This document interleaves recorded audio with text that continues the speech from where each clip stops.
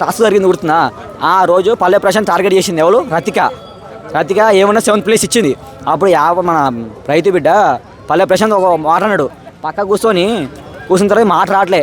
నీ నెంబర్ చెప్పండి సరికి మెజారిటీ. మరి ఎందుకు మరి నీకు రియాలిటీ చూపి, మరి ప్రజలు చూసేది రియాలిటీ. రతిక మిస్ అవుతుంది.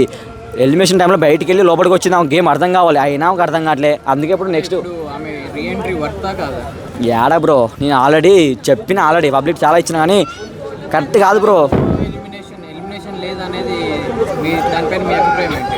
ఎలిమినేషన్ ఎందుకు అంటే బిగ్ బాస్ ఉల్టా ప్రజలకి అన్ని సీజన్ ఎలిమినేషన్ చూసారు.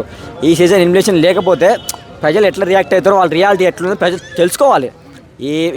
అంటే ఇప్పుడు ఈ వీక్ ఎలిమినేషన్ అయిపోయి నెక్స్ట్ వీక్ ఎలిమినేషన్ పక్కా ఎవరు? రతికాను ఇంకో చోట చెమ్మల అమ్మాయి పేరు తెలియదు, అశ్విని. పక్క వాళ్ళిద్దరే ఉంటారు. ఎందుకంటే అశ్విని ఏడ్చుడు కరెక్ట్ కాదు బ్రో. ఆర్గ్యుమెంట్ చెప్తుంది, గట్టి చెప్తుంది, సపోర్ట్ ఇస్తాం.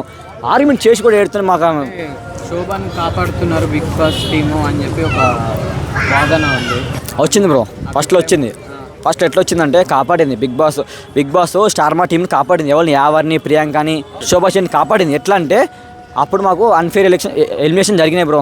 అదిగా నేను ఆడియన్గా చెప్తున్నాగా జరిగినాయి. కాకపోతే ఎప్పుడైతే శోభ ఓవర్ యాక్టింగ్ వల్ల ప్రజలకు అర్థమైంది, ఆ ప్రజల వల్ల బిగ్ బాస్ కూడా అర్థమైంది. ఇప్పుడు రియాలిటీకి వస్తారు. బిగ్ బాస్ రియాలిటీ ఉంటే మేము రియాలిటీకి ఉంటాం. సో ఈ వారం ఎవరు ఎలిమినేషన్ అవుతారు? ఈ వారం పక్క అయితే శోభా శెట్టి అయిపోయింది. డబుల్ ఎలిమినేషన్లో చెప్తేగా పక్క అయితే రతికాను అశ్విని 100% అండి. ఈరోజు జరిగే నామినేషన్ ఎలా ఉంటాయి? రసవత్తరంగా ఉంటాయి బ్రో, అర్థమైంది అందరికీ.